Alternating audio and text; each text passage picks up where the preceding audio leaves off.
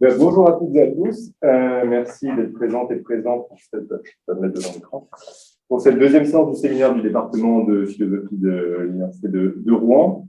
Donc, nous maintenons aujourd'hui le même mode de fonctionnement que celui du 26 octobre dernier pour la première séance. Notre intervenant et notre discutante seront à distance, mais nous tenions tout de même à préserver un lieu sur le campus pour accueillir les étudiantes et les étudiants en personne. Alexis, je te vois pas moi du tout sur l'écran, c'est normal? Oui, c'est normal. C'est bon? Non, je te vois pas du tout sur la caméra. Enfin, je sais pas si je suis le seul, peut-être que je. Ah oui, tant pis pour la caméra. C'est pas grave, on m'entend, non? C'est bon? Oui, on t'entend. Bon, d'accord, j'ai pas la télécommande. Ok.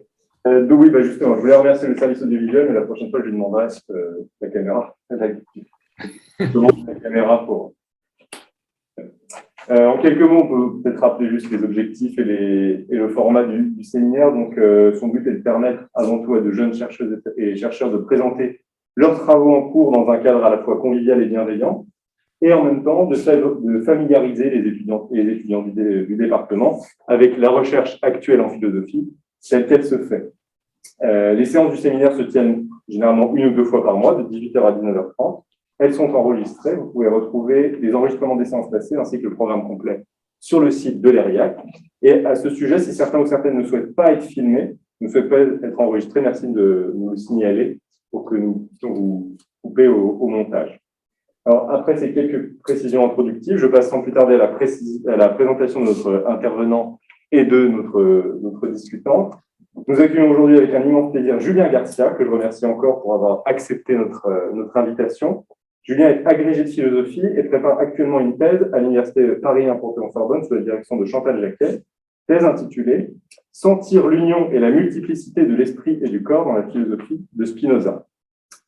Julien est également l'un des auteurs du manuel de philosophie de terminale paru chez Bordas en 2020, et sa présentation d'aujourd'hui aura pour titre « Nul ne sait qu'il est son corps, le sentiment d'unité entre corps et esprit chez Spinoza ». Pour lui répondre, nous avons la chance et l'immense plaisir d'accueillir Maude Bénétro. Maude est agrégée de philosophie, actuellement doctorante contractuelle à l'Université Paris-Créteil et également chargée de cours à l'École normale supérieure de Lyon. Sa thèse, préparée sous la direction de Pascal Séverac, a pour titre « Attendre un enfant, rencontre entre anthropologie spinoziste et philosophie de terrain ». Entre autres publications, Maude est notamment l'autrice d'un article intitulé « Spinoza à la maternité, l'admiration pour le nouveau-né », paru dans le bulletin de l'Association des Amis de Spinoza en 2020. Maud participe également au projet Philosophile, qui vise à constituer une communauté de recherche autour de la question du terrain en philosophie. Merci encore Maud pour ta présence aujourd'hui.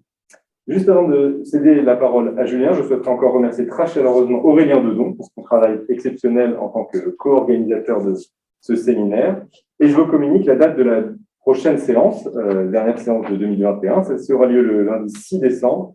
Lucie Pardy, également doctorante à Paris 1, interviendra sur le thème « L'unité de Dieu, une lecture du livre Lambda de la métaphysique d'Aristote par Averroès ». Et ce sera Julien Decker, qui est ATER au département ici à Rouen, qui sera son répondant. Sans plus tarder, je cède donc la parole à Julien Garcia. Julien, c'est à toi. Merci beaucoup. Merci Alexis Delamarre et merci Aurélien Dedon pour cette invitation qui vraiment m'honore et que je regrette de ne pas pouvoir honorer jusqu'au bout en chair et en os, ce qui est quand même un comble pour quelqu'un qui vient vous parler du corps. Voilà, je tiens vraiment à m'excuser. S'il y a des étudiants et des étudiantes dans la salle, je suis profondément désolé de ce petit décalage d'emploi du temps. Puis je voudrais remercier très chaleureusement Maude Bénétro d'avoir accepté d'accorder de son temps et de son attention à cette proposition qui, vous allez le voir, est une communication de début de recherche. Ça fait à peine un peu plus d'un an que je travaille sur ce sujet et donc je vais partager avec vous mes interrogations, surtout mes interrogations plus que des réponses, mais bon, en philosophie, nous aimons bien les questions. C'est pour ça que je ne vais surtout pas me gêner avec vous. Donc je commencerai par évoquer deux formules célèbres de Spinoza. parmi les plus célèbres de Spinoza, qui servent souvent de raccourci pour s'orienter dans sa philosophie, qui, vous le savez, est consignée en grande partie dans l'éthique, et plus particulièrement dans la troisième partie de l'éthique, qui est consacrée aux affects. Les affects qui sont définis par Spinoza comme des modifications à la fois du corps, mais aussi de l'esprit. Et ces affects, en empruntant le langage courant, des sentiments.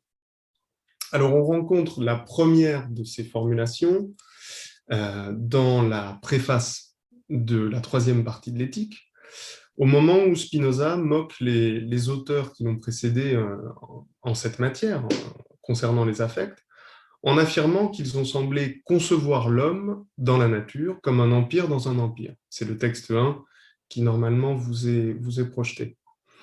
La seconde figure dans le scoli de la proposition 2, on le verra dans une minute, le scoli de la proposition 2 de cette troisième partie de l'éthique, et énonce que personne n'a déterminé jusqu'ici ce que peut un corps.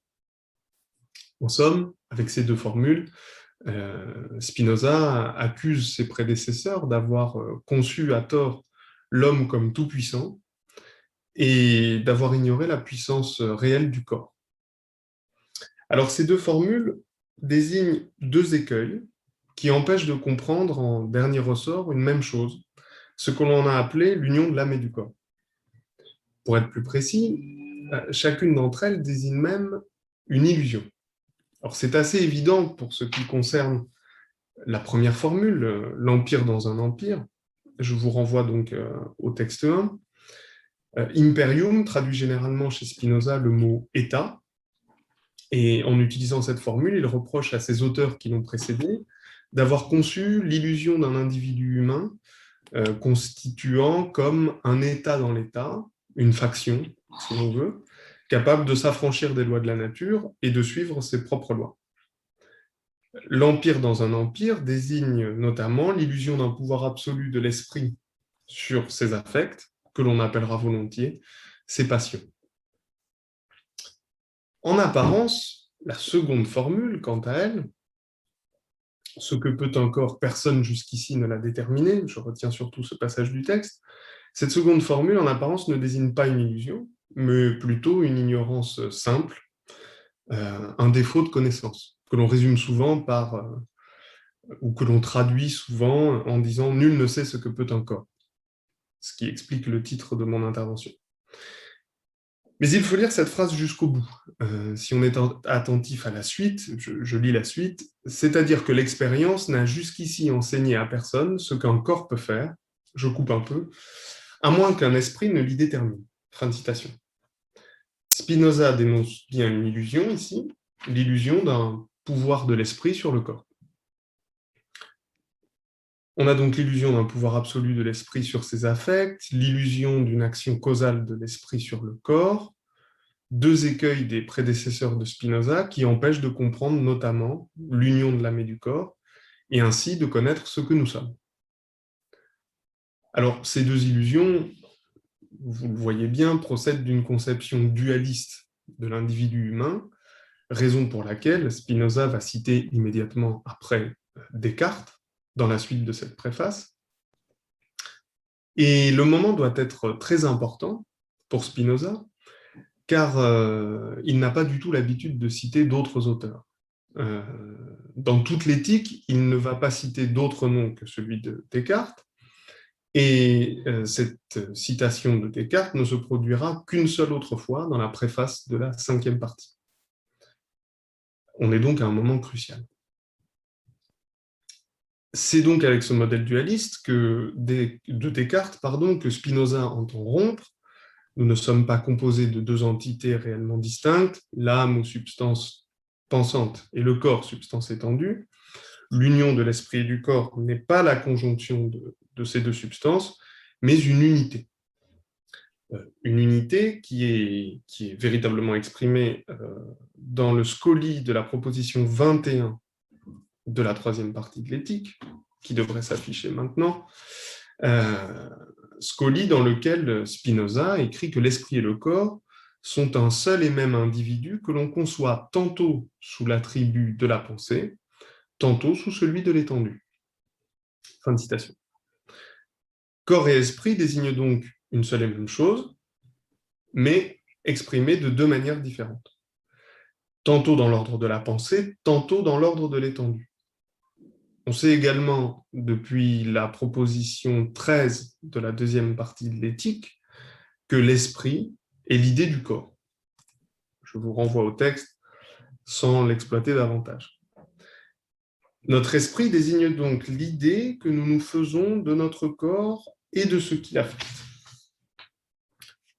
On voit que Spinoza offre une nouvelle conception de notre nature, opposée à la conception dualiste, tout ça est bien connu.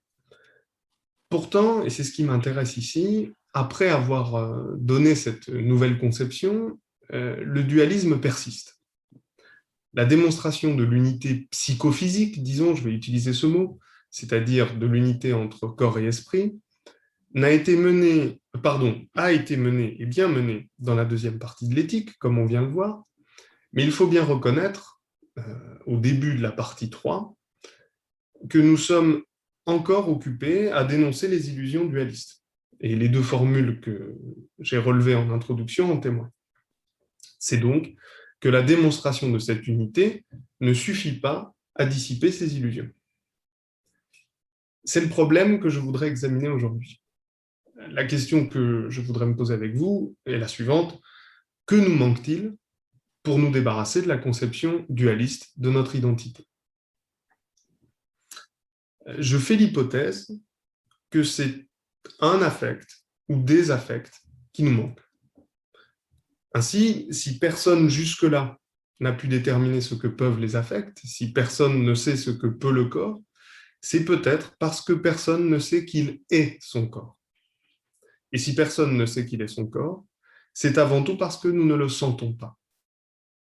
Nous sommes maintenus dans le dualisme pour des raisons affectives. Je justifierai cette hypothèse de départ dans une première partie, qui aboutira à la difficulté principale qui est l'absence d'un affect d'unité psychophysique chez Spinoza. Il faudra alors, dans une deuxième partie, passer en revue les différentes raisons de son absence et montrer que celle-ci manifeste la rareté de cet affect. Et enfin, je chercherai à identifier les causes qui lui font obstacle et les moyens de les combattre, puisque c'est un même mouvement chez Spinoza. Alors, première partie. Nul ne sait qu'il est son corps parce que nul ne le sent. Bien sûr, cela ne veut pas dire que l'on ne sent pas notre corps. Nous sentons ce corps et nous sentons qu'il est le nôtre. Depuis Descartes au moins, on s'accorde à dire que l'esprit n'est pas logé en son corps comme un pilote en son navire, selon la formule de la 6e méditation, elle-même empruntée au traité de l'âme d'Aristote, et cette formule était déjà attribuée à Platon. En effet, nous sentons ce qui arrive à notre corps, ou plutôt certains événements qui l'affectent, comme ce qui nous arrive. Cela n'est pas en cause. Mais je voudrais distinguer quand même le fait de sentir son corps comme sien, comme corps propre, du fait de sentir que l'on est son corps. Je voudrais, en plus de faire cette distinction, revenir sur l'évidence qui me paraît fausse, de ce second phénomène, à savoir le sentiment d'être son corps. Il faut d'abord pour cela exposer le paradoxe de l'évidence de l'union de l'âme et du corps chez Descartes. Que celui-ci adresse à Élisabeth en juin 1643, le 28 juin 1643, dans laquelle il fait du sentiment de l'union de l'âme et du corps une évidence. C'est le texte 5. Il évoque en effet, je cite, l'union entre l'âme et le corps, que chacun éprouve toujours en soi-même sans philosopher, à savoir qu'il est une seule personne qui a ensemble un corps et une pensée, lesquels sont de telle nature que cette pensée peut mouvoir le corps et sentir les accidents qui lui arrivent. Il me semble pouvoir parler de sentiment d'union de l'âme et du corps et y être autorisé par la proposition qui précise que chacun éprouve en soi-même sans philosopher. En effet, pour aller vite, le verbe éprouver désigne d'emblée une expérience. Cette expérience est subjective, comme le signalent les termes chacun et en soi-même, et l'expression sans philosopher ajoute que cette expérience subjective n'est pas du tout de l'ordre de la pensée rationnelle, mais plutôt affective. Et sentiment me semble désigner tout cela, une expérience affective subjective. Alors, cette mention de l'évidence affective de l'union de l'âme et du corps n'est pas un apax dans la correspondance et dans l'œuvre plus généralement de Descartes. Elle n'est pas réservée à la correspondance avec Élisabeth. On la trouve aussi, par exemple, dans une lettre à Arnaud du 29 juillet 1648, dont je vous épargne le texte, mais qui mentionne l'expérience très certaine et très évidente de tous les jours de cette union. Pourtant, l'insistance de Descartes sur l'évidence de l'expérience affective de l'union de l'âme et du corps est paradoxale, si l'on considère que c'est précisément la métaphysique de Descartes qui va faire perdre son évidence à cette union. En effet, on peut bien considérer que c'est la philosophie cartésienne au XVIIe siècle qui marque l'acte de naissance. Je reprends l'expression acte de naissance à Sandrine Roux dans l'empreinte cartésienne, mais donc la philosophie cartésienne serait l'acte de naissance du problème des rapports entre corps et esprit. C'est bien la redéfinition de l'âme dans les seuls termes de la pensée et du corps dans les seuls termes de l'étendue qui fonde une hétérogénéité radicale et qui rend difficile l'explication de leur union. C'est bien cette conception dualiste qui crée le problème des rapports entre corps et esprit. Donc c'est le constat de ce paradoxe, une union prétendument évidente de deux substances radicalement hétérogènes, qui conduit la princesse Élisabeth à demander à Descartes, dans sa lettre de mai 1643, comment l'âme de l'homme peut déterminer les esprits du corps pour faire les actions volontaires. C'est sa formule. Alors, les esprits du corps n'ont rien de spirituel, puisque ça désigne des corpuscules qui sont composés des parties les plus fines du sang qui circulent du cerveau aux muscles et qui permettent de mouvoir le corps. Donc elle interroge bien cette interaction entre corps et esprit. Et même chose pour Arnaud, qui reformulera dans sa lettre de juillet 1648, une question: comment une chose incorporelle, je cite, en peut faire mouvoir une corporelle. Le paradoxe est tel, chez Descartes, qu'il fera dire à ses successeurs directs, Cordemoin, Malebranche, Spinoza ou Leibniz, que Descartes a pris le parti de l'expérience contre la raison. Parti pris que la citation de la lettre à Élisabeth, que vous avez encore sous les yeux, semble revendiquer. Ma question consiste à demander de quelle expérience au juste Descartes prend-il le parti. Le paradoxe apparent, je pense, peut trouver une voie de résolution si l'on ne confond pas cette expérience d'union avec une expérience d'unité. C'est ces deux expériences que je voudrais distinguer. Car si l'on se montre attentif à l'ensemble de la citation de la lettre à Élisabeth, on se rend compte que Descartes témoigne bel et bien de l'expérience affective d'une dualité. Je relis la deuxième partie de ce texte. Après le point-virgule, Descartes écrit « à savoir qu'il est une seule personne qui a ensemble un corps et une pensée, lesquels sont de telle nature que cette pensée peut mouvoir le corps et sentir les accidents qui lui arrivent. » Autrement dit, ressentir l'union entre son âme et son corps revient pour Descartes à, premièrement, savoir que l'on a un corps et une pensée, autrement dit, ressentir cette identité duelle. Deuxièmement, savoir que notre pensée peut agir sur notre corps, donc ressentir la possibilité d'une action causale de l'âme sur le corps.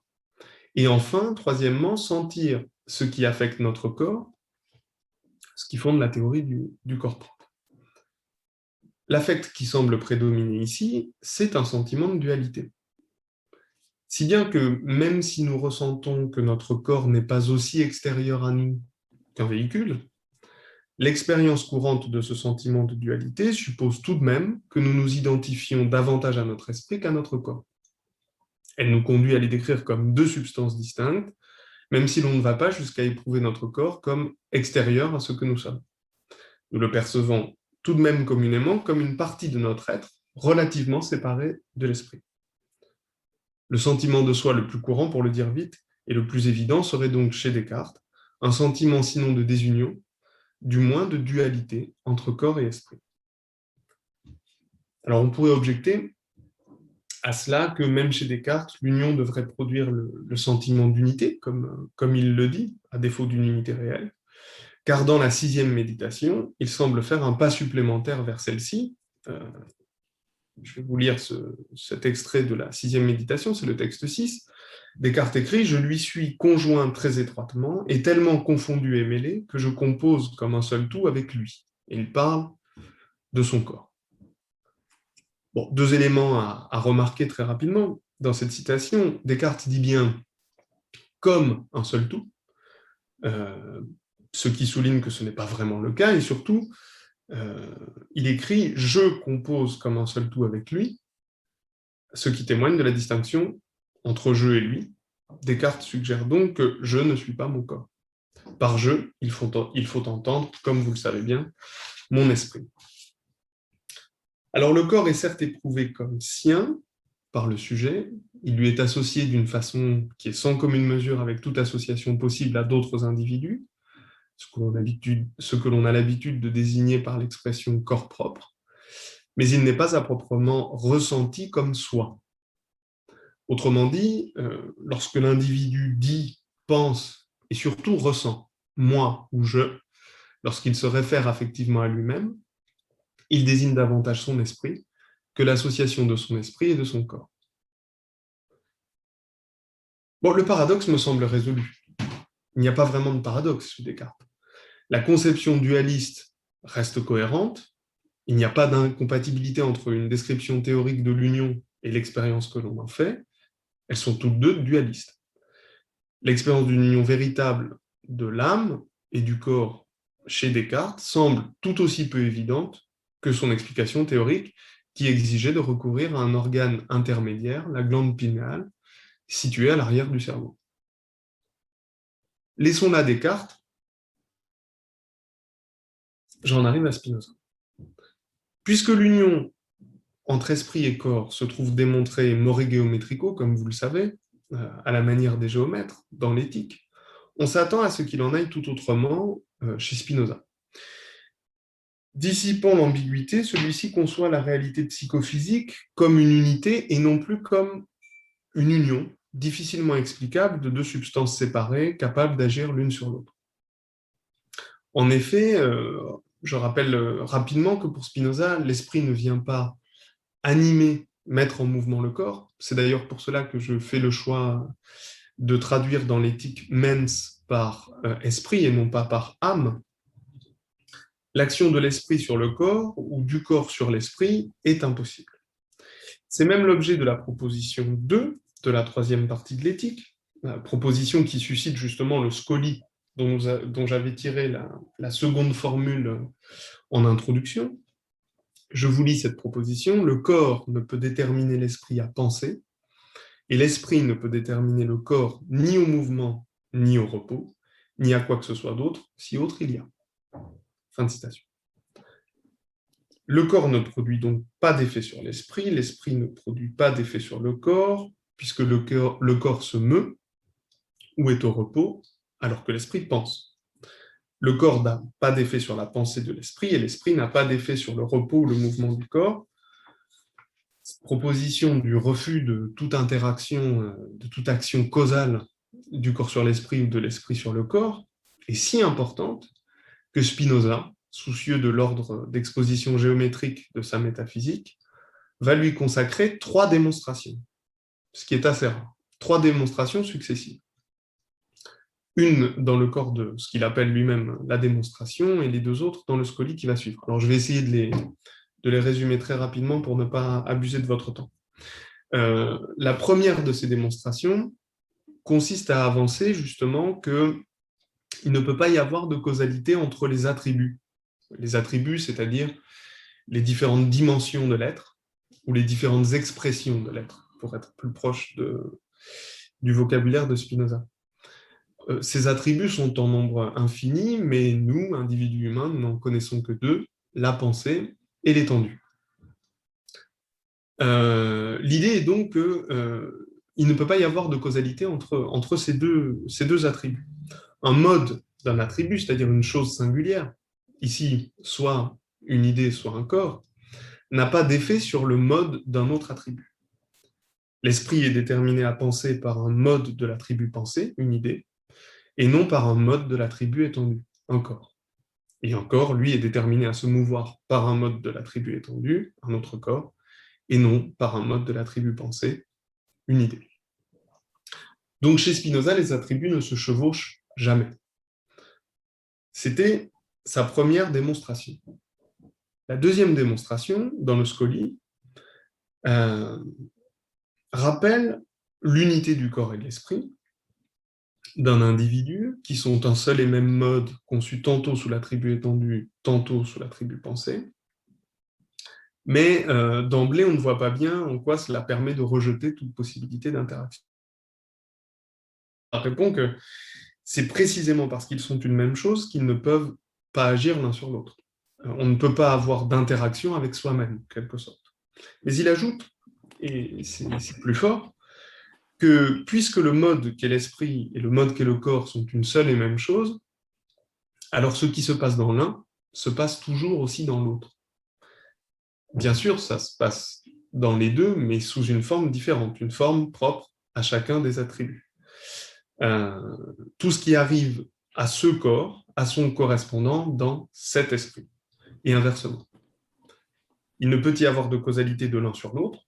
En revanche, une même cause produit des effets dans l'étendue et simultanément dans la pensée. Donc tout ce qui nous affecte simultanément notre corps et notre esprit, mais notre corps n'affecte pas notre esprit et notre esprit n'affecte pas notre corps.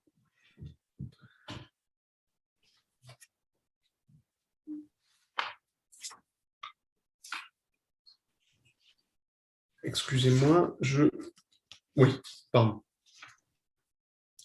Je regardais la troisième démonstration, peut-être qu'il n'est pas utile que je vous assomme avec celle-ci. De toute façon, Spinoza ne la développe pas. C'est une phrase à la fin du premier paragraphe du même Scoli, qui insiste sur la perception, mais je n'ai besoin que des 2 premières, que vous ayez en tête les 2 premières, et que vous sachiez que après 3 démonstrations quand même de plus en plus précises de cette proposition 2 de l'unité du corps et de l'esprit, et l'impossibilité d'une action de l'un sur l'autre, démonstrations qui servent comme de préambule à cette 3e partie de l'éthique, on est en droit d'attendre une certaine évidence affective de cette unité entre corps et esprit. Puisque c'est démontré avec autant de précision, on se dit qu'il va y avoir un affect, il serait évident qu'il y ait un affect courant, une expérience courante de cette unité. Et c'est assez naturellement que nous recherchons la trace de cette expérience dans la 3e partie de l'éthique. Seulement, c'est mon drame, cet affect ne se trouve pas explicitement chez Spinoza. On retombe donc en quelque sorte sur un paradoxe qui est le symétrique inverse de celui que j'essayais de mettre en évidence chez Descartes, alors que l'unité du corps et de l'esprit est acquise et démontrée précisément chez Spinoza, le sentiment correspondant à cette unité n'a plus rien d'évident. Comment alors résoudre ce paradoxe ? C'est la question que je pose en 2e partie. Pourquoi l'affect d'unité psychophysique n'est pas explicitement mentionné par Spinoza ? Il faut que vous ressentiez l'importance de cette question, car si ce paradoxe se révèle être une contradiction, Il faudra alors conclure que mon hypothèse de la nécessité d'un affect d'unité psychophysique pour parvenir à la connaissance véritable de ce que nous sommes, cette hypothèse est invalidée. D'où l'urgence de la question. Alors, pourquoi cet affect ne se trouve-t-il pas explicitement nommé chez Spinoza? Je vais dresser la liste des 4 principales réponses qui me semblent possibles à cette question. Première hypothèse, pour Spinoza, cet affect n'existe pas. C'est l'hypothèse éliminatoire. Éliminatoire pour mon travail de recherche, surtout.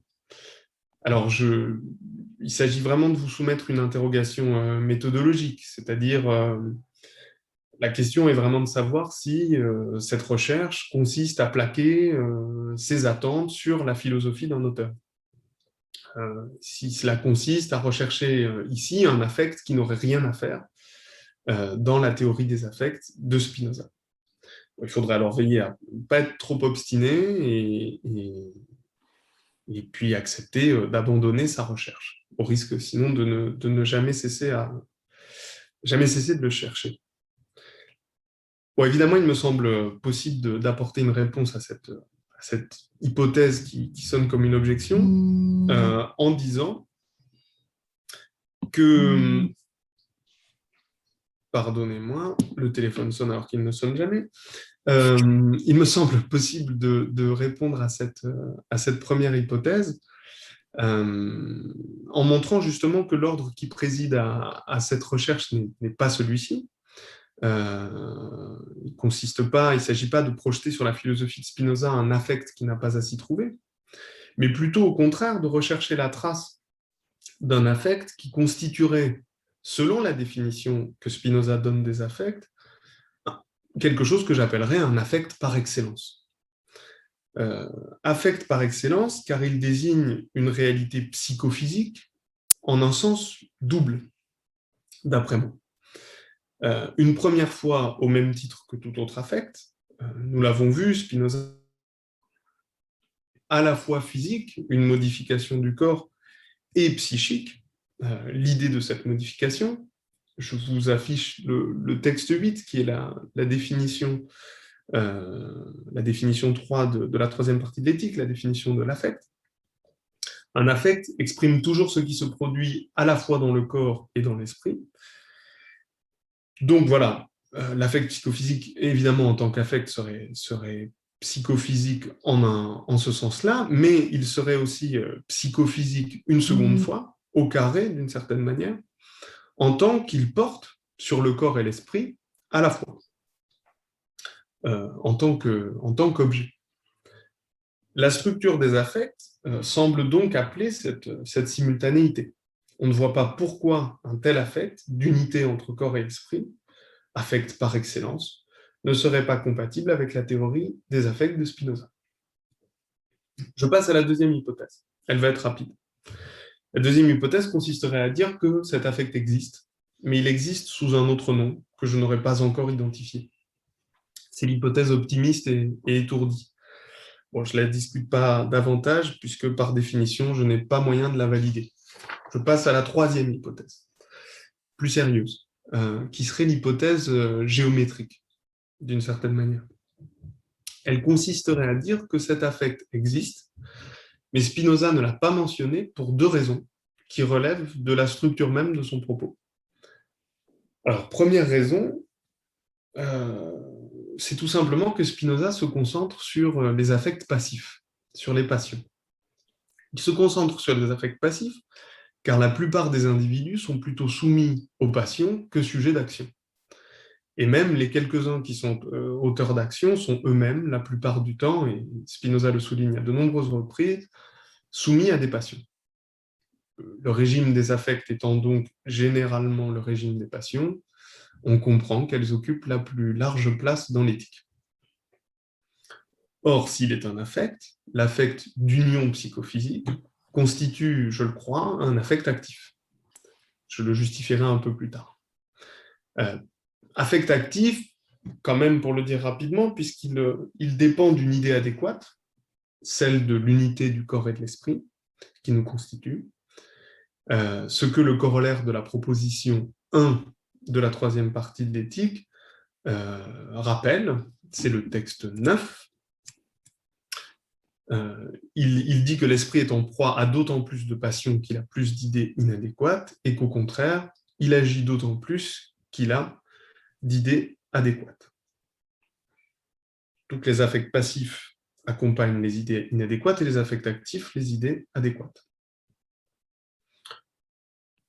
L'affect d'union psychophysique, en tant qu'il nous ferait connaître ce que nous sommes vraiment, une unité entre corps et esprit, a de bonnes chances de constituer un affect actif.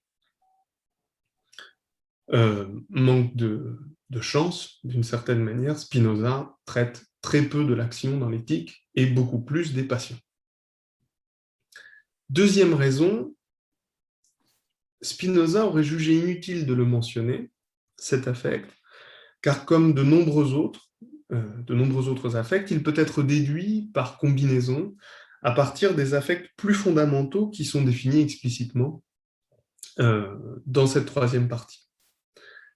À la fin de la troisième partie de l'éthique, d'ailleurs, dans l'explication qui suit les définitions des 4 derniers affects énumérés, gourmandise, ivrognerie, cupidité et lubricité, c'est un grand moment de l'éthique, Spinoza écrit, c'est le texte 10, « Je passe sous silence les définitions de la jalousie et des autres états d'irrésolution pour 2 raisons. Elles naissent de la composition d'affects que nous avons déjà définis, et la plupart n'ont pas de nom, ce qui montre bien qu'il suffit pour l'usage de la vie de les connaître simplement en général. » Fin de citation. Alors évidemment, après la lecture de ce texte, on pourrait faire une nouvelle objection, à savoir que dans ce texte, Spinoza ne parle que des passions, que des affects passifs, ce qui est vrai. Et donc, cette déduction possible de nombreux affects à partir d'une combinaison de ceux qui ont été explicitement nommés ne concernerait que les affects actifs, que les affects passifs, et pas les affects actifs, pardon. Bon, en réalité, on peut répondre à cette objection en se référant à la proposition 59, qui concerne, elle, seulement les affects actifs. Il est clair que la combinatoire des affects vaut autant pour les affects actifs que pour les affects passifs. Et Spinoza, d'ailleurs, se contente d'énumérer, simplement à titre d'exemple, quelques-unes des espèces de ces affects actifs, rien de plus, car la poursuite de cette énumération, dans le détail, ne l'intéresse pas. Il le dit explicitement, dans le texte 11, donc, proposition 59 d'éthique 3, je cite, « Les affects peuvent se composer les uns avec les autres de tant de façons, et il peut en être tant de variations, qu'ils ne peuvent se définir par aucun nombre. Mais à mon dessein, il suffit d'avoir énuméré les principaux seulement, car les autres que j'ai omis servent plus la curiosité que l'utilité. » Bon, la fin de cette citation fait quand même apparaître une objection majeure contre mon hypothèse numéro 3. Car on ne peut pas vraiment dire que l'affect d'union psychophysique tel que je le présente depuis le début servirait, d'après Spinoza, davantage la curiosité que l'utilité. Si, comme je voudrais le montrer, cet affect est si essentiel pour parvenir à une connaissance adéquate de nous-mêmes, ce qui n'est pas un petit enjeu, nous devons conclure donc que la troisième hypothèse reste insuffisante. Alors je passe à la quatrième, la dernière hypothèse. L'hypothèse herméneutique. Je crois que l'absence de cet affect, d'union psychophysique, dans Éthique 3, est signifiante. Spinoza ne mentionne pas cet affect car il est exceptionnel, car il est rare, et précisément parce qu'il nous fait défaut. En effet, il s'agit de prendre la mesure du fait que le sentiment d'unité entre corps et esprit n'est pas de l'ordre de l'évidence. Au contraire, c'est le sentiment de dualité qui relève de l'expérience courante. Il me semble que le défaut de l'affect d'unité psychophysique soit même furtivement évoqué dès le début de cette troisième partie de l'éthique consacrée aux affects, précisément là où apparaît la seconde formule que je mobilisais en introduction. En effet, je vous renvoie au texte, le Scoli de la proposition 2 souligne que la nature de l'individu, conçue comme unité de l'esprit et du corps, n'a effectivement rien d'évident. Alors qu'il vient de démontrer par 3 fois, comme nous l'avons vu un peu plus haut, que l'esprit et le corps n'interagissent pas, qu'ils ne constituent pas deux substances capables de s'influencer l'une l'autre, Spinoza reconnaît qu'il ne se méprend pas sur l'efficacité de son propos. En somme, il avoue qu'il sait que la démonstration ne peut pas suffire. Pour persuader chacun de l'énoncé de la proposition 2 d'éthique 3, une expérience est requise. Et elle est évoquée dans ce texte que je vous lis. Mais ces points ont beau être si bien établis qu'il ne subsiste aucune raison d'en douter, j'ai pourtant de la peine à croire que, si je ne confirme pas la chose par l'expérience, les hommes puissent être amenés à les examiner sereinement, tant ils sont fermement persuadés que le corps, sous le seul commandement de l'esprit, tantôt se meut, tantôt reste en repos, et qu'il accomplit une multitude d'actions qui dépendent seulement de la volonté de l'esprit et de son aptitude à réfléchir. Fin de citation. L'obstacle à la connaissance des rapports véritables entre corps et esprit, et par là à la connaissance de leur unité, réside à minima dans un défaut d'expérience. Pour être pleinement persuadé que l'esprit et le corps ne peuvent agir l'un sur l'autre, il faudrait pouvoir faire l'expérience, c'est-à-dire ressentir affectivement, que l'esprit et le corps sont un seul et même mode, conçu tantôt sous l'attribut pensée, tantôt sous l'attribut étendu. Un affect nous manque, donc, pour concevoir correctement notre nature individuelle, et cet affect, je crois que c'est le sentiment d'unité entre esprit et corps. Cette expérience affective ne prouverait bien sûr rien, la démonstration rationnelle est déjà faite, mais elle viendrait la confirmer. Alors cette hypothèse, cette quatrième hypothèse, qui semble être la plus sérieuse et qui explique pourquoi Spinoza ne mentionne pas cet affect, m'amène à poser immédiatement une autre question. Pourquoi celui-ci est absent de nos expériences les plus courantes? Qu'est-ce qui empêche le développement chez l'individu d'un tel sentiment d'unité de son esprit et de son corps? C'est la question que je voudrais poser dans une troisième et dernière partie, en espérant ne pas trop déborder sur le programme. Alors, qu'est-ce qui empêche le développement d'un tel affect? Je crois d'abord que l'expérience que constituerait l'affect d'unité psychophysique est concurrencée par d'autres expériences, des expériences contraires. La plupart du temps, nous éprouvons notre corps, sinon comme un véhicule, du moins comme une enveloppe qui nous résiste, ou qu'au mieux nous possédons, nous habitons. On peut mentionner la fatigue physique, qui nous fait éprouver notre corps comme une charge, qui nous ralentit ou qui nous empêche, la douleur, qui nous fait entrer en résistance contre cette partie du corps que l'on ressent de façon trop aiguë, et dans la maladie, nous disons lutter contre le corps qui dysfonctionne sans à tout notre être. Alors, en dehors de ces cas plus ou moins pathologiques, il y a des situations plus ordinaires encore, comme le simple embarras ou le malaise, qui nous conduisent à éprouver ce corps comme s'il se trouvait en inadéquation avec ce que nous sommes. Et à ces expériences de dualité, qui marquent un dysfonctionnement du corps ou de son union avec l'esprit, il faut encore ajouter des expériences affectives qui, tout en faisant ressentir une union qui ne fonctionne que trop bien, témoignent pourtant encore de la même dualité. Je pense ici tout particulièrement, évidemment, à l'expérience du mouvement volontaire. Expérience à laquelle Spinoza doit sans cesse répondre, puisque les plus grandes objections qui lui sont faites la mobilisent. Dans le scoli de la deuxième proposition de la troisième partie de l'éthique, toujours dans ce scoli, l'expérience d'unité du corps et de l'esprit a comme obstacle principal cette expérience concurrente que Spinoza appelle une pseudo-expérience, celle de l'esprit qui agit sur le corps.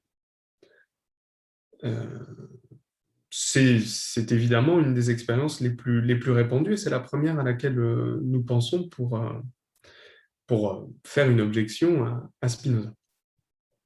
Chacun a l'impression que s'il veut lever le bras, son bras se lève et donc que l'idée dans l'esprit dirige le mouvement du corps.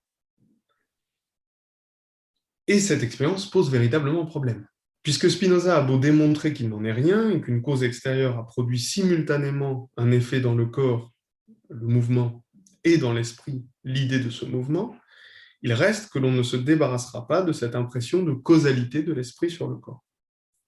On ne s'en débarrassera pas, à moins de ressentir avec la même intensité que notre corps et notre esprit ne font qu'un. Finalement, si nous ressentions notre corps comme nous ressentons notre esprit, c'est-à-dire si nous nous identifions à notre corps comme nous nous identifions à notre esprit, alors nous comprendrions que corps et esprit sont un seul et même mode, envisagés selon des attributs différents.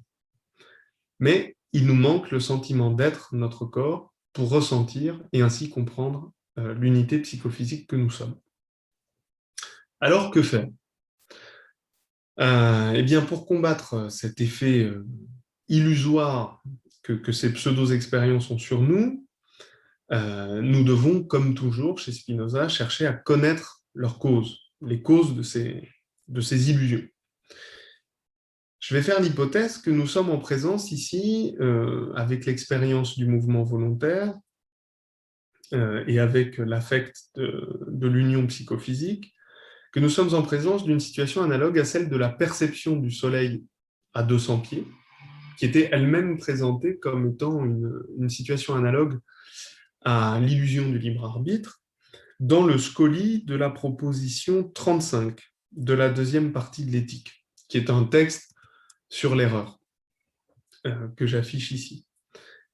Dans cet exemple, Spinoza insiste sur le fait que l'erreur que nous faisons ne consiste pas seulement dans l'ignorance de la distance véritable entre la Terre et le Soleil, puisque même lorsque nous savons que le Soleil est à environ 150 millions de kilomètres de nous, nous ne cessons pas de percevoir cette distance par notre propre corps, et donc de l'imaginer plus courte. Ainsi, malgré la connaissance adéquate de la distance véritable, nous continuons d'imaginer le Soleil plus proche qu'il ne l'est en réalité. C'est ainsi que nous le ressentons, c'est l'image que nous livre notre perception. Donc, ce qui fait obstacle à la connaissance de la vérité, malgré la présence de l'idée adéquate, c'est une affection du corps, accompagnée de son pendant dans l'esprit, une idée, une imagination. Autrement dit, ce qui fait obstacle est un affect. Même le plus grand astronome continuera de voir le Soleil à 200 pas. Simplement, chez lui, cette image ne fera pas obstacle à la connaissance adéquate, puisqu'il aura également connaissance de la cause de cette imagination, laquelle ne pourra plus l'induire en erreur. Il ne confondra pas la distance Terre-Soleil avec son image perçue, puisque la connaissance de la cause de cette imagination s'opposera à la force de sa perception. Je crois que de la même manière, le sentiment de dualité de notre esprit et de notre corps, et la pseudo-expérience du mouvement volontaire, qui en dépend, font obstacle à la connaissance du rapport qui unit le corps et l'esprit, malgré les démonstrations rationnelles qui contiennent l'idée adéquate de leur unité. L'idée adéquate ne semble pas suffire. Pour ne pas persister dans l'erreur, il convient d'essayer de connaître les causes de cet affect illusoire. C'est une de mes pistes de recherche.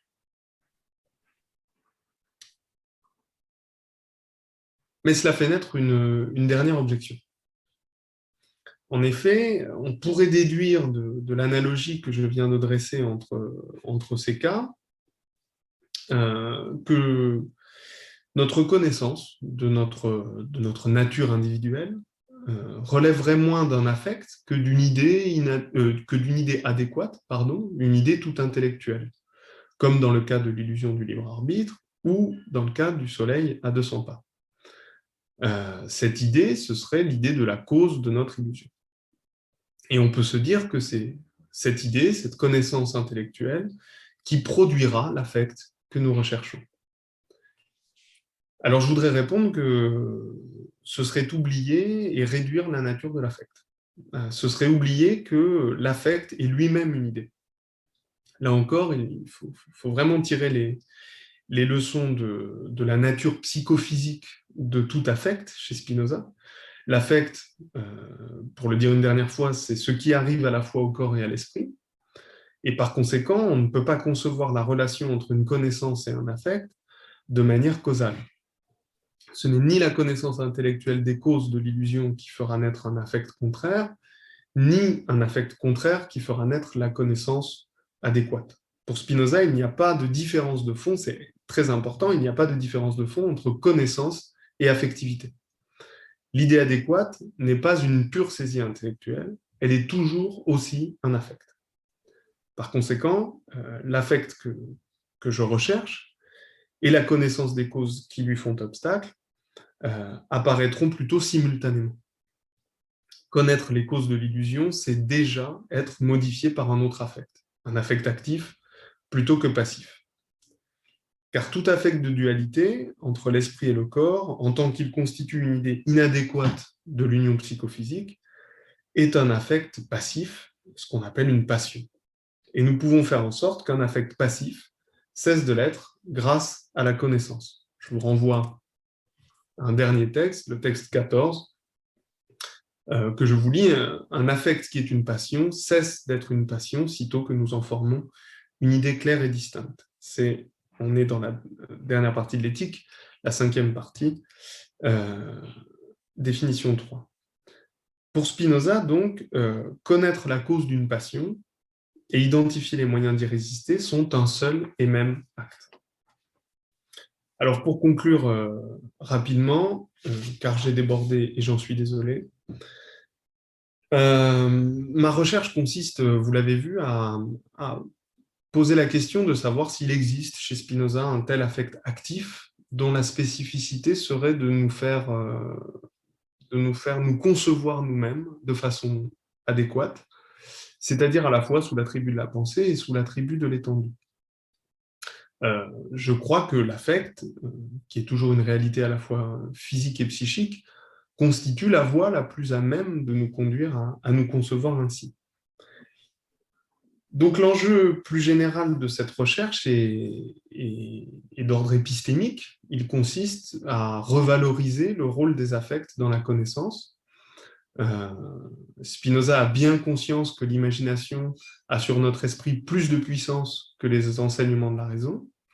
Et contrairement à ce qu'une lecture rapide de son œuvre pourrait conclure, les oppositions frontales entre raison et imagination, raison et affect, ou connaissance et affectivité, n'ont pas lieu d'être.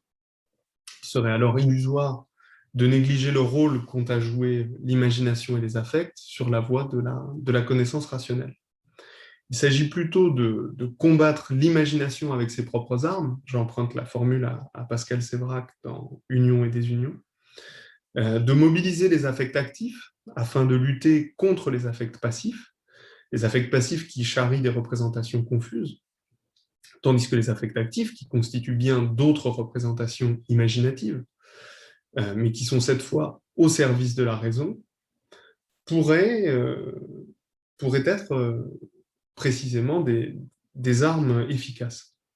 On pourrait même parler de production d'affects rationnels. Et c'est cette dimension rationnelle des affects, cette fonction cognitive des sentiments, d'une certaine manière, que je voudrais explorer. C'est un champ d'exploration qui a été ouvert en ce qui concerne la philosophie du XVIIIe siècle, notamment par Laetitia Simonetta. Mais il s'agirait avec Spinoza de montrer que cette voie est déjà ouverte, et bien ouverte, au XVIIe siècle.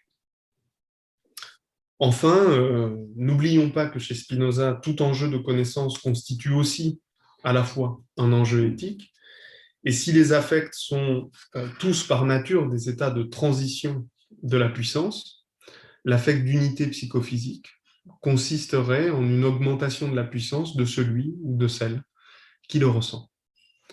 Je vous remercie de m'avoir accordé votre temps et votre attention, et je vous l'écris en plus. Merci beaucoup.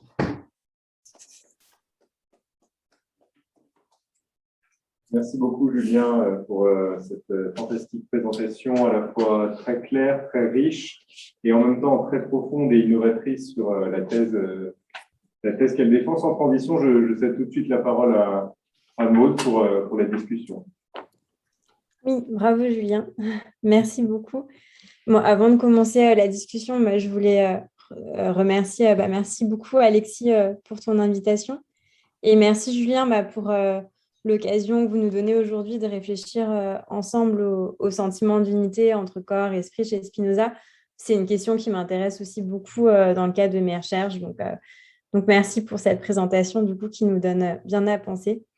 Alors, je pense que j'ai un petit peu trop de questions, mais je vais commencer par une question sur ce terme de sentiment que vous avez choisi. En fait, la traduction des termes de Spinoza dans le langage courant m'intéresse particulièrement puisque je me suis livrée un petit peu à cet exercice pour la construction de mes grilles d'entretien, donc pour m'adresser à des personnes qui n'avaient pas nécessairement lu Spinoza. Mais enfin, là, ça prend une toute autre tournure dans votre travail. Mais je me demandais, en fait, pourquoi appeler les affects des sentiments et pourquoi parler ensuite de sentiments d'unité entre corps et esprit, puis de sentiment d'être son corps. Enfin, pourquoi avoir choisi ce terme de sentiment? Et la deuxième question qui est sous-jacente à cette question de traduction, mais qui porte plutôt sur le contenu et qui permet, il me semble, de revenir sur le passage que vous faites du sentiment d'unité entre corps et esprit à celui aux affects, aux sentiments. Enfin, si les affects vous semblent être une entrée particulièrement intéressante pour caractériser le sentiment d'unité entre corps et esprit, est-ce que c'est parce que vous les décrivez comme des sentiments ou est-ce que vous les décrivez comme des sentiments justement pour travailler sur l'unité entre le corps et l'esprit? C'était la question en tiroir que je me posais avec cette question sur la traduction du coup des termes spinozistes avec ce terme de sentiment. Voilà, cette très longue question est terminée. Merci beaucoup, merci Maud. C'est une très bonne question. C'est une question qui me hante, qui me poursuit, la question de la traduction justement de ces termes. Alors, comme pour vous, il s'agit pour moi de traduire affect dans un vocabulaire qui nous parle davantage. J'utilise sentiment parce que ça me parle plus, parce que ça parle davantage aux gens à qui je m'adresse. La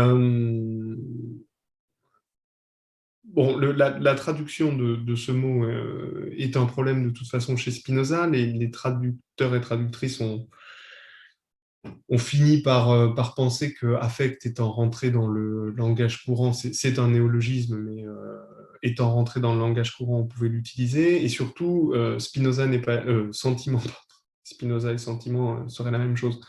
Ça sonne comme une proposition de l'éthique. Sentiment ne serait pas un bon terme, précisément parce que l'on perd dans le terme de sentiment la dimension psychophysique de la chose. On n'entend pas dans sentiment affection du corps.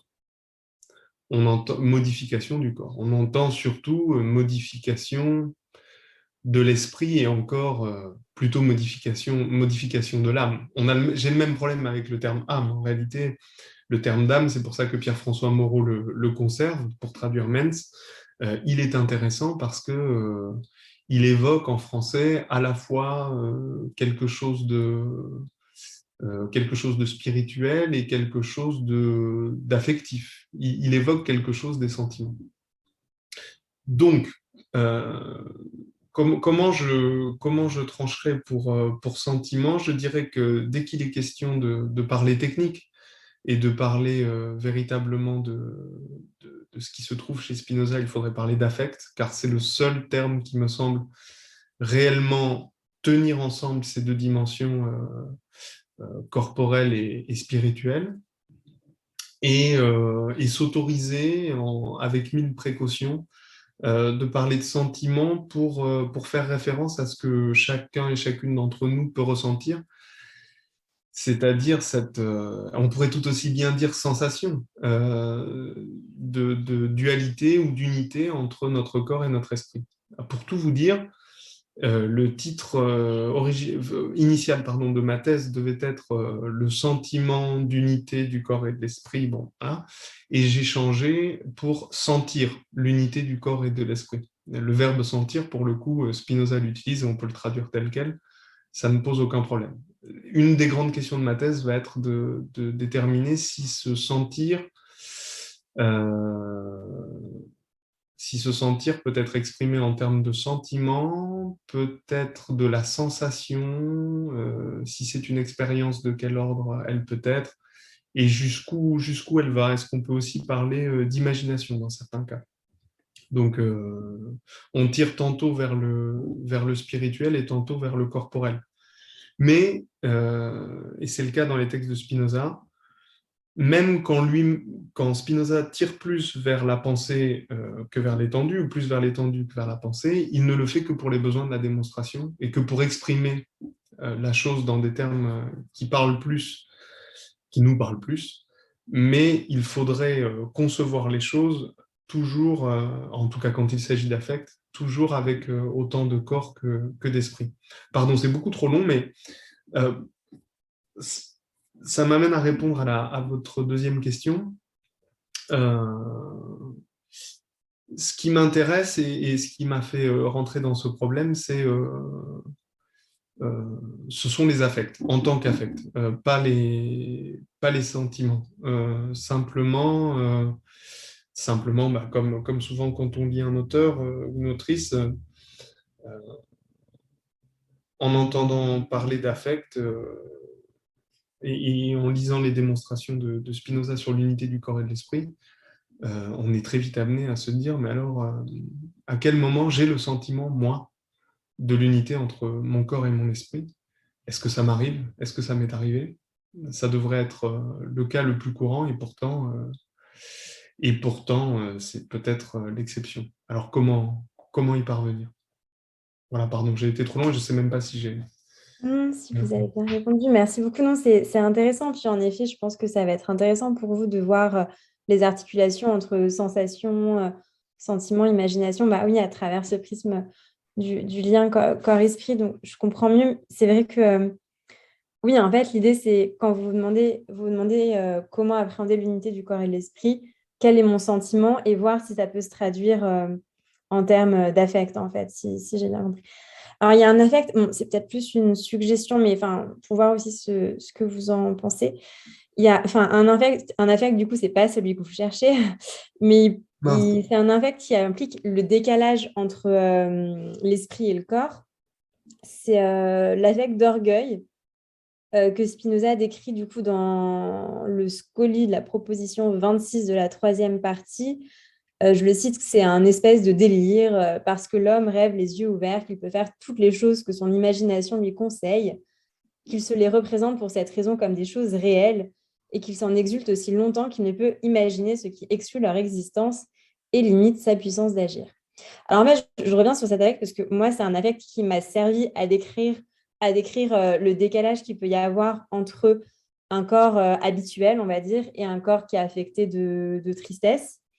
Dans la mesure où voilà, j'ai rencontré des personnes qui étaient malades et qui ne tenaient pas compte de ce qui limitait leur puissance d'agir et qui faisaient comme si elles pouvaient continuer à agir comme elles le faisaient habituellement, comme avant. Voilà, ça m'a servi à ça dans des recherches antérieures. Mais du coup, voilà, de vous entendre, je me suis dit peut-être que le sentiment d'unité du corps et de l'esprit, parce qu'on a envie de le chercher avec vous, peut-être qu'il est à l'opposé de l'orgueil. Je ne sais pas, à chercher par exemple du côté de la satisfaction de soi-même vers la proposition 52, la quatrième partie de l'éthique. Et ça vous permettrait, enfin, je ne sais pas, j'en sais rien, de considérer non seulement le corps et l'esprit, mais aussi leur puissance. Du coup, je me demandais voilà, si vous l'aviez considéré et pourquoi vous l'aviez écarté éventuellement, cette histoire de satisfaction de soi-même. Alors, effectivement, merci beaucoup. Pour la satisfaction de soi-même, c'est un chantier. Évidemment, je me demande s'il peut constituer un affect d'union entre corps et esprit. Et peut-être que la réponse, justement, viendrait de l'analyse plutôt de l'affect mieux décrit finalement dans ses conséquences, qui est celui d'orgueil, effectivement, avec ce décalage entre corps et esprit, qui rappelle aussi, ça c'est très bien vu, qui rappelle d'une certaine manière l'illusion du libre arbitre aussi, qui est en arrière-fond. Puis cette idée de couper l'esprit du corps. Et de la force des habitudes, si on peut dire. Exactement, ouais. Je garde tout ça et je promets d'en faire. Et je suis ravi de savoir que je vous ai embarqué dans la recherche de cette.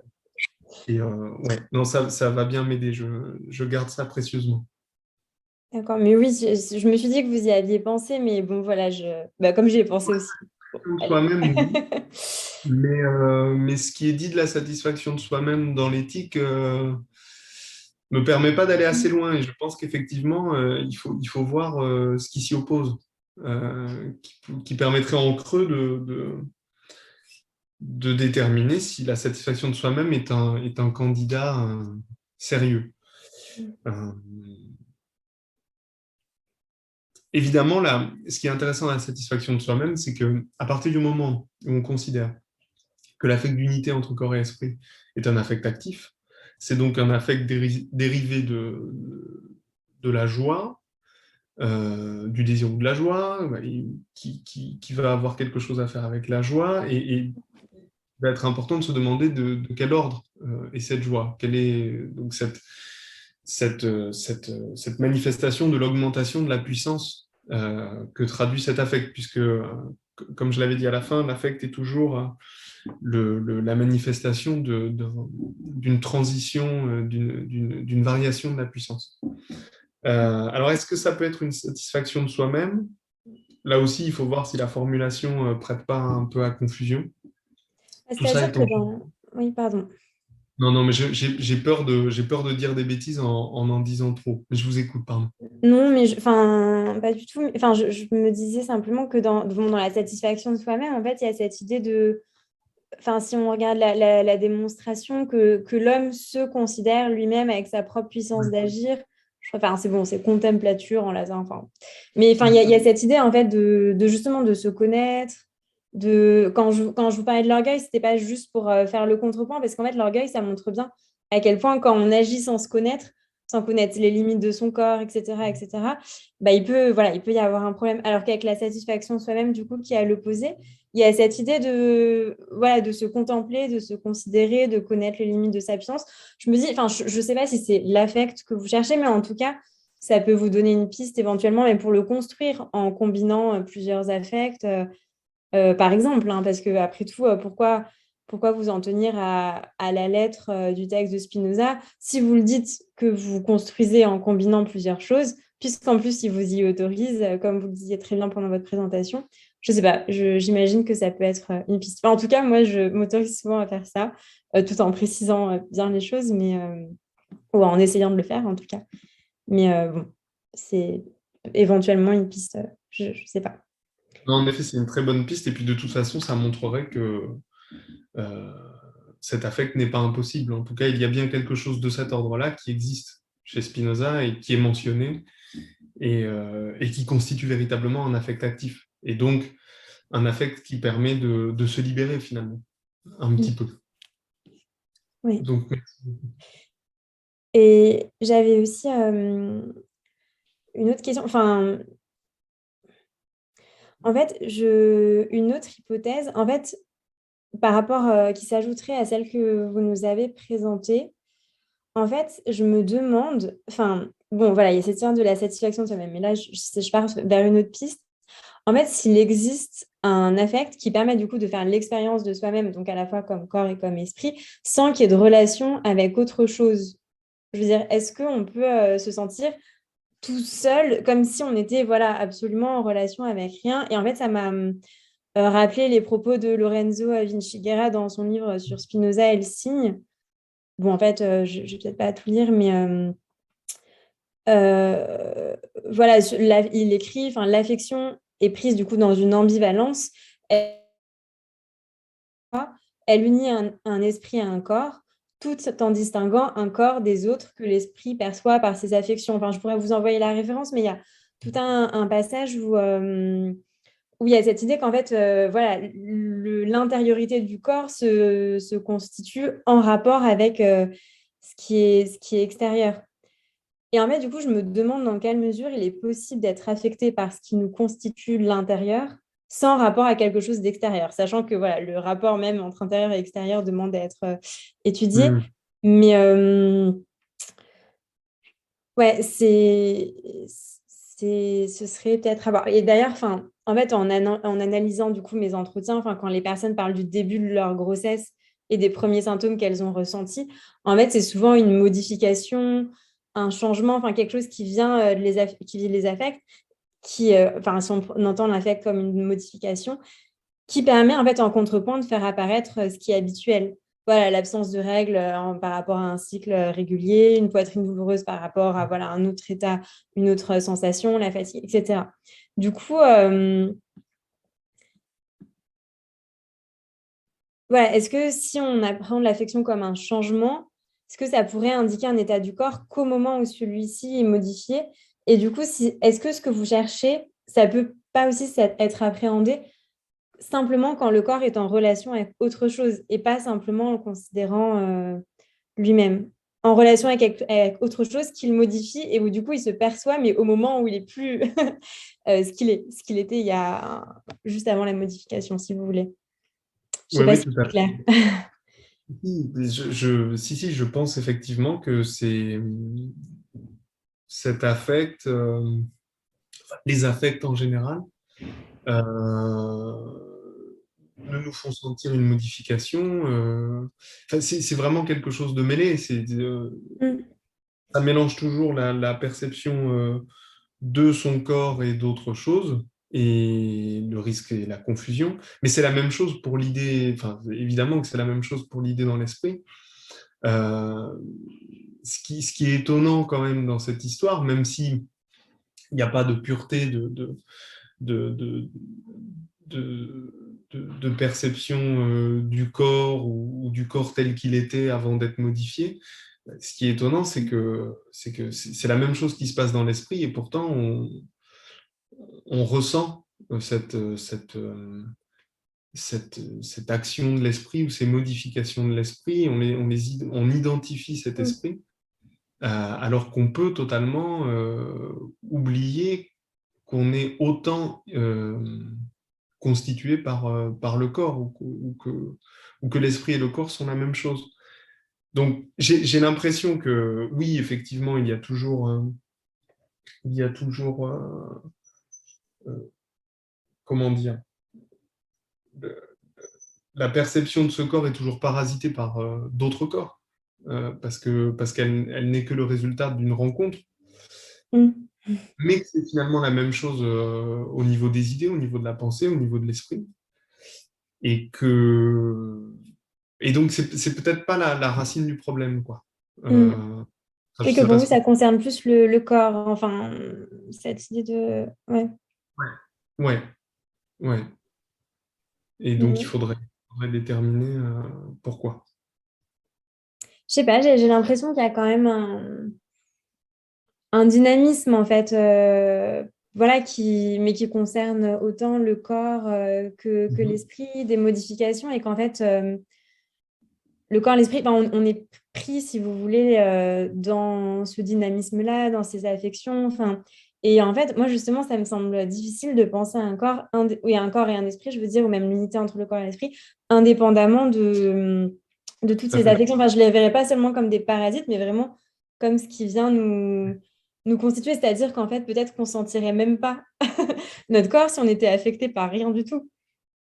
Ah oui, Vous oui, oui, voyez. totalement. Tout Mais... l'aspect événement Mm, et événement peut-être rare, peut-être il faut un type d'activité mm, très particulier pour que parce qu'évidemment ce sentiment d'unité n'arrivera pas tout seul, n'arrivera pas chimiquement pur. C'est un événement, un acte lesquels ça va être difficile à déterminer, difficile de trouver des choses concrètes chez Spinoza. Mais voilà,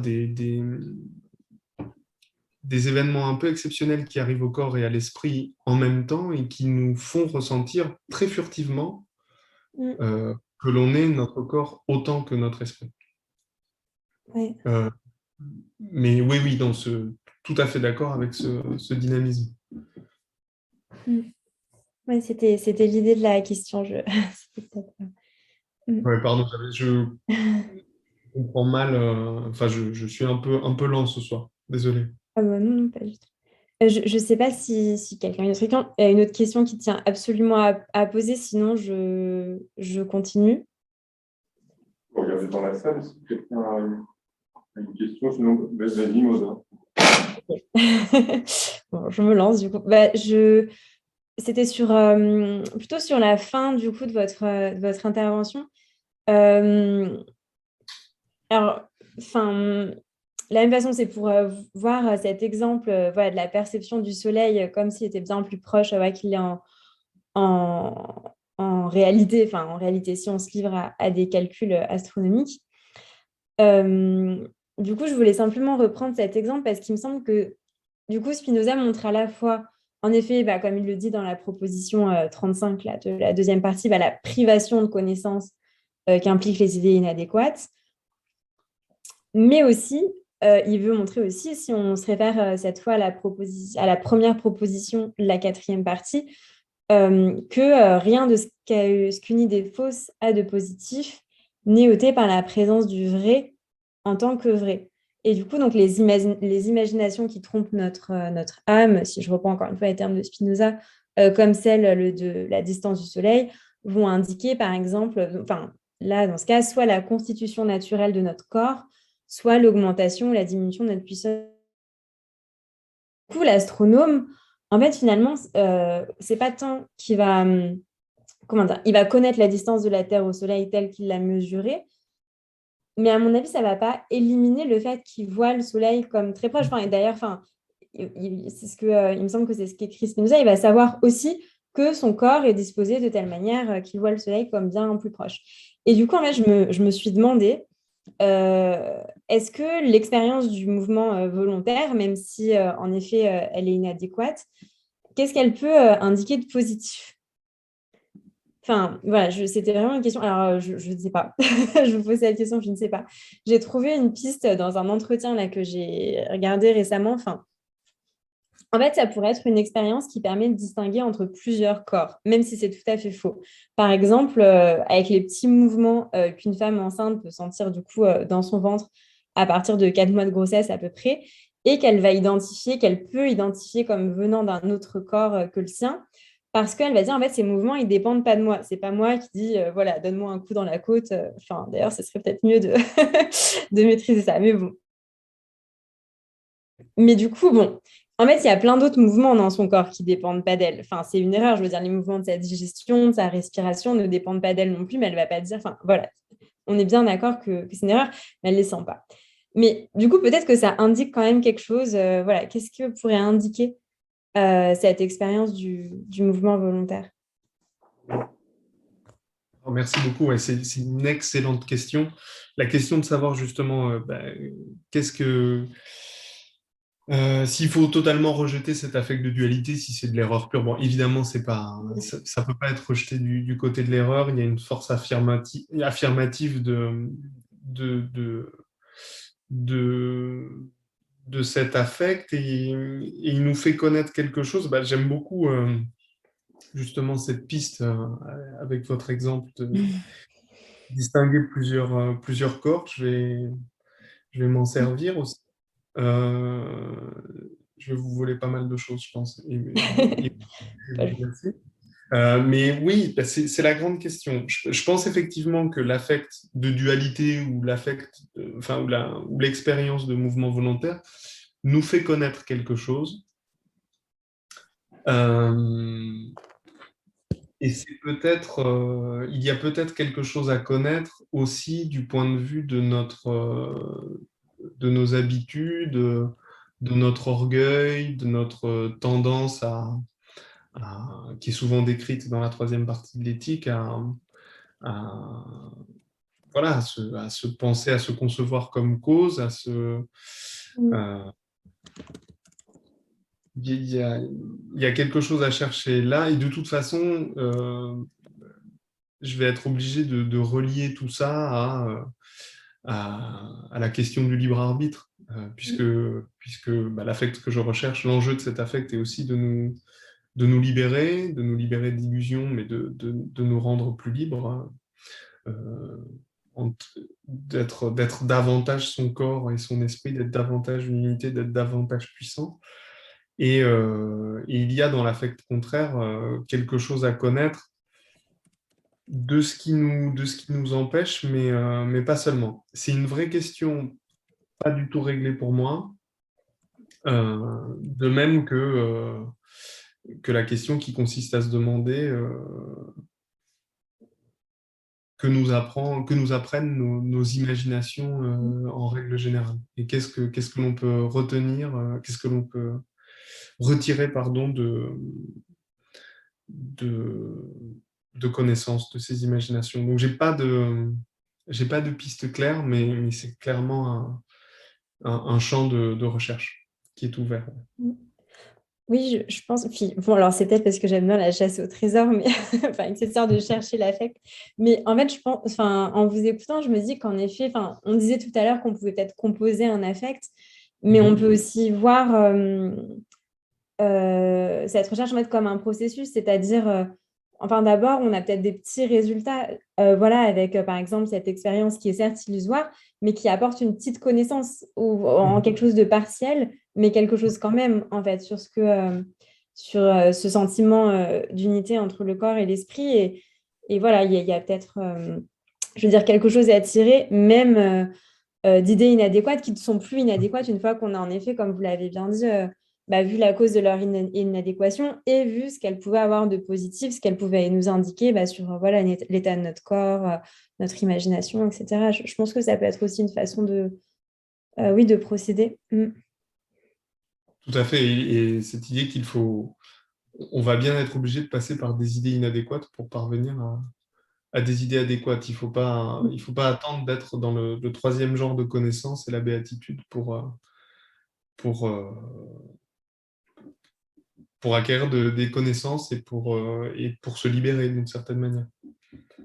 Oui, sinon on peut attendre longtemps, je pense. Mais bon. Union, Mm. union à Dieu. Quoique. Enfin bon, c'est une autre question. Mais... et justement, enfin, pour reprendre sur ces scolies, du coup, enfin, sur du coup, le premier scoli, le scoli de la première proposition de la partie 4, Spinoza, du coup, va écrire à propos d'une fausse bonne nouvelle qui va dissiper une peur, que ce n'est pas la présence du vrai en tant que vrai qui fait dissiper les imaginations, mais la survenue d'autres imaginations plus fortes qui excluent l'existence présente des choses que nous imaginons. Du coup, je me dis qu'en effet, si l'expérience du mouvement volontaire est une idée fausse qui a quand même quelque chose de positif, il ne suffit pas de connaître les causes de cette illusion non plus pour la faire entièrement disparaître. Et donc, il y aurait en connaître les causes, voir quelle est sa positivité, et en effet, chercher un affect mais dont la fonction serait d'opposer, c'est tout simplement pour reprendre un peu ce que vous dites à la fin, ce que je trouve intéressant, qui permet d'opposer le sentiment d'unité entre le corps et l'esprit à cette expérience du mouvement volontaire. Mais il y a un peu l'idée d'un rapport de force en fait entre les deux. Oui. Je pense qu'il faut tenir. Je le trouve intéressant. Oui, oui, tout à fait. C'est un rapport de force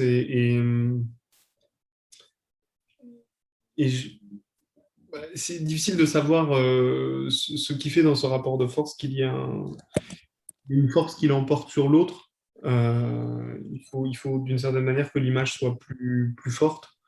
Alors, c'est difficile de penser tout ça aussi sans causalité dans ce conflit, mais évidemment, oui, il s'agit d'opposer des imaginations à d'autres imaginations et des affects à d'autres affects, finalement. D'où l'intérêt de trouver celui-ci et d'expliquer comment il devient possible, cet affect d'unité du corps et de l'esprit. Et là, il faudrait trouver des réponses pratiques. Et c'est pour ça que votre méthode de philosophie de terrain m'intéresse tout particulièrement. Je n'ai pas du tout été dans la philosophie de terrain là ce soir, mais c'est ce qu'il faudrait faire. Bah, je ne sais pas si c'est ce qu'il faudrait faire, mais en tout cas, vous semblez bien parti. Je trouve voilà, vous avez plein de manières de procéder. Je pense que vous allez trouver. Mais en effet, ouais, peut-être se confronter à des expérimentations éventuellement. Se poser la question de toutes les pratiques qui consistent à être au présent, la méditation en pleine conscience, essayer justement de parvenir à une adéquation et une correspondance entre corps et esprit, mais on retombe toujours sur un mouvement volontaire. Oui, c'est ce que j'allais dire. On retombe vite dans l'orgueil avec les pratiques de Ça va être méditation. le grand conflit. C'est très difficile. Je pense qu'il faut plutôt rechercher justement des événements qui sont pas provoqués volontairement du tout. Mais après, vous mentionnez d'ailleurs quelques exemples quand vous parlez de fatigue, douleur, maladie, malaise, etc. Et je trouve que c'est très intéressant du coup à utiliser comme contrepoint en fait de ce que vous cherchez finalement. Mais du coup, je me demandais pourquoi, ce sera peut-être la dernière question parce qu'on dépasse un peu là, j'ai l'impression. Mais pourquoi ces sensations qui nous affectent de tristesse nous font éprouver notre corps finalement, un peu comme si nous étions étrangers parce que alors même qu'elles vont indiquer un état de notre corps, je pense que ça peut être aussi une piste. Oui. Oui, complètement. Et justement qui nous font connaître véritablement quelque chose sur notre corps, sur son état et sur notre état plus général qui n'est pas simplement l'état de notre corps. Et c'est quand même troublant de se dire que quand on lutte contre la maladie, par exemple, vous avez travaillé ça de près, donc je vais peut-être dire des bêtises, mais vraiment le sentiment de se mettre à lutter contre une partie du corps, ou alors un corps étranger, et que même quand ce corps est étranger, on n'arrive pas à concevoir notre corps comme véritablement nous-mêmes. C'est encore, c'est encore l'autre, c'est encore... C'est vrai que c'est un cas limite, ce corps qui me fait mal, qui m'empêche, en fait, c'est le mien. Je pense que c'est un cas. Vous pouvez aussi procéder comme ça. C'est une idée. Hein, vous faites bien comme vous voulez, mais voilà, éventuellement par cas limite qui vous permettent encore une fois de Oui, cerner peut-être. tout à fait. Bon, je vais m'arrêter là pour les questions. Merci beaucoup pour votre attention et pour vos réponses très éclairantes. Merci beaucoup pour ce superbe échange. Aurélien, est-ce que tu as une dernière question éventuellement? J'ai deux petites remarques qui me viennent à l'esprit parce que la discussion était passionnante entre deux spécialistes. Alors moi, je ne suis pas du tout spécialiste de Spinoza, mais vas-y Alexis, toi, tu as sans doute des questions peut-être avant moi. Les questions, mais je pense que je vais les garder par écrit pour Julien parce que je vois qu'il est déjà 19h45. Ouais. Alors, très rapidement, parce que ça m'intéressait, je pense que tu répondras vite, Julien, à mes questions, mais enfin, ce n'est pas des questions vraiment. La première remarque, c'était pour revenir sur ta justification du terme sentiment. Comme tu parles d'un affect par excellence, ou voire d'un affect au carré, ça pourrait justifier une autre appellation, un autre concept, en fait. Que tu l'appelles sentiment ou pas. Mais en fait, tu pourrais vraiment marquer conceptuellement une différence entre les affects même fondamentaux chez Spinoza et toi, ton affect rare, exceptionnel, au carré, qui du coup légitime en fait peut-être une autre appellation pour en faire. Voilà. Enfin bon, en tout cas, ça me semblait ça me semblait assez justifié aussi conceptuellement, quoi, logiquement, quoi. Mais bon, après, je ne sais pas, toi, quand tu l'auras identifié, ce que tu voudras y mettre. Après, je vous entendais parler là, à la fin donc de ces expériences de notre corps comme étranger. Et je me disais, qu'est-ce que tu ferais peut-être d'affect qu'on ressent justement, parce qu'en fait, tu sais, il y a deux grandes alternatives. Paul Valéry le disait comme ça aussi dans des articles oui, dans des textes sur le texte sur Eros ou affectivité, je ne sais plus. Il disait il y a deux grands moments où on sent notre corps, parce que la plupart du temps, il est transparent, vous savez, c'est le silence des organes, etc. Et il y a donc ce moment de la douleur, mais il y a aussi le moment des caresses, en fait. Et là, il y a de l'altérité qui vient. Il y a de l'altérité, et dans la caresse, quelle sensation, quel affect ça peut. Alors moi, je tire un peu le drap vers moi parce que c'est plus mes problématiques, mais je me demande qu'est-ce que tu ferais de ces expériences-là, en fait. Merci Aurélien. Douleur, c'est clairement un cas limite qu'il va falloir examiner de près. Et la caresse, ça nous met sur le chemin, je pense. On peut sentir effectivement l'unité corps-esprit. En tout cas, il y a une vraie unité affective à ressentir. Le problème, c'est comme le disait Maud tout à l'heure, c'est que l'affect mêle toujours les deux corps en présence. Et dans la caresse, j'imagine que c'est au plus haut point. Donc, est-ce que ça nous fait connaître notre corps comme étant nous-mêmes, ou ça nous fait connaître en tout cas la nature de la rencontre avec cet autre corps, ça c'est sûr. Bon, et sans doute plus la rencontre que notre union ou notre unité avec notre propre corps, jusqu'à même une autre forme d'union avec un autre corps et un autre esprit. C'est une vraie question, une vraie bonne question, et je te promets d'essayer d'y répondre. Là, je ne sais pas trop. En tout cas, la relation charnelle entre deux corps, entre deux individus, pas seulement deux corps, risque de tenir une place quand même dans cette histoire. Spinoza n'en parle pas beaucoup, et quand il parle d'union de ce type-là, il parle d'union des parties génitales. Donc sa description n'est ni poétique ni très psychophysique, mais j'ai bon espoir d'y trouver quelque chose. Et si on va plus loin encore, peut-être qu'il y a, je ne sais pas, par exemple dans l'orgasme, un moment fugace d'affect, d'unité psychophysique. Peut-être. Je ne sais pas. Mais excuse-moi Aurélien, je vais trop loin, mais comme je sais que tu travailles sur l'érotisme, j'ai... Ça me parle. Non, c'est une vraie bonne question à laquelle j'ai toujours pas de réponse satisfaisante. Après, si je peux ajouter quelque chose, alors c'est pas. Moi, c'est les câlins avec les bébés, alors voilà. Bon, il y a rien de sexuel, du coup, vaut mieux. C'est mieux, voilà, j'avais pas vu ça dans la carrière. Mais c'est très mignon. Bref, mais en fait, dans la douleur, il y a, chez Spinoza, c'est une tristesse. Donc, on essaye d'écarter ce qui nous fait mal, et il y a quelque chose à rapport avec la haine, ce qui va en fait plus nous constituer, parce que du coup, on met des limites, on écarte, on va dire non, ça, c'est pas moi, ça, je l'enlève. Et c'est là où la maladie peut poser problème. C'est qu'en fait, comment enlever ce qui constitue en fait un fonctionnement. Enfin, et dans la caresse, en fait, il y a du plaisir et donc de l'amour, et donc en effet, ce désir de se joindre, en fait. Enfin, pas ce désir de se joindre, mais le fait que voilà, on va le prendre pour nous, former, se joindre en fait plus tôt. Spinoza a écrit, il me semble que c'est plus un effet de l'amour, le fait de se rapprocher. Et du coup, ça, comment dire? En fait, il y a plus une confusion qui vient se créer.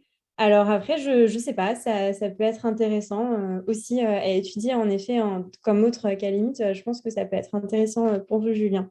Mais voilà, à reprendre, je pense, avec les définitions de tristesse, haine et joie, amour, qui ont quelque chose de corporel aussi. Ouais, c'est ça. Parce que dans cette joie, il y a effectivement le désir d'être joint à la cause de cette joie. Donc pour la caresse, l'autre corps, mais Mais est-ce qu'il peut y avoir comme ça un désir d'être joint à son propre corps? Alors, plutôt qu'au corps d'autrui, une sorte de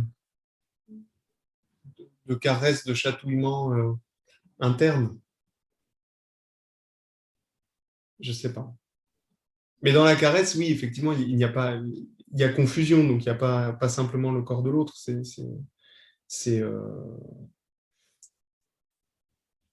Le plaisir nous renseigne ici sur notre propre corps et notre identité à lui. Je voudrais J'ai tout revoir noté. plus précisément la définition de l'amour, mais oui, il y a cette idée de la présence, de ce qu'on aime et qu'on essaye de la tenir en notre présence, quoi. Mm.